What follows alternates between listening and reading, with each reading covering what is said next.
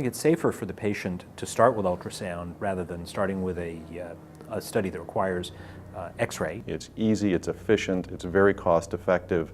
Not only that, but if you go to CT, you have things like ionizing radiation. And certainly that is something that can induce cancer over long term. We know that.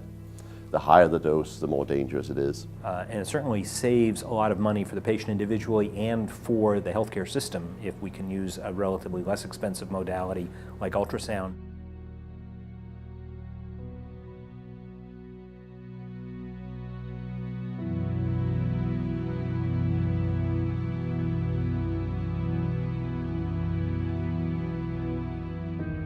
Literally, I've seen people who have had hip replacement where if we had gotten to them with ultrasound first to see that they in fact had a hernia, they could have had a much simpler hernia operation and saved all the pain, suffering, and cost of a very expensive hip replacement. Nowadays, patients with pelvic pain come in and they often get a CT scan or an MR scan.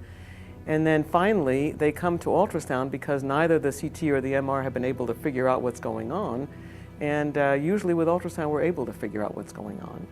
And so for many years, people thought, well, you have to have a CT or you have to have an MR for the diagnosis of endometriosis or for the diagnosis of appendicitis and all of these things that might cause pain. And nowadays, we know that ultrasound is actually better. And we are trying to change the approach, particularly in the emergency ward, for example, where patients with pelvic pain will get a CT scan before they even see a doctor for the most part.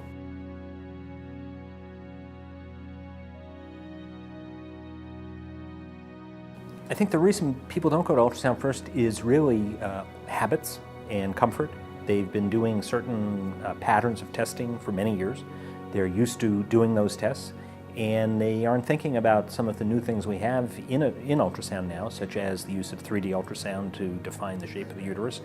It just doesn't enter their consciousness yet as something that they ought to get as the first step in a workup.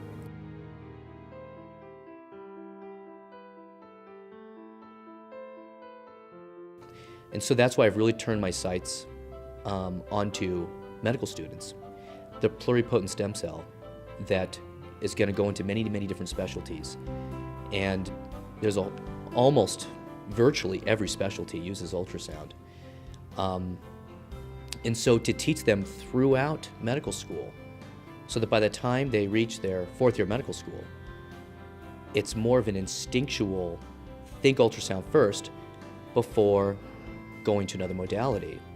I think we have to keep getting the message out there to make people think of ultrasound first, to get it to be used more widely.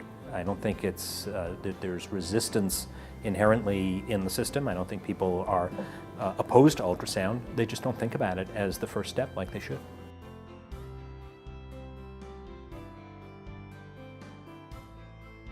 For all these reasons combined, it makes a lot of sense that for patients and for healthcare workers to be offering ultrasound first to many diagnostic situations where patients present with medical conditions where there is strong evidence that ultrasound provide the information at least in the same magnitude as other imaging modalities that are available today. And that's what Ultrasound First is all about.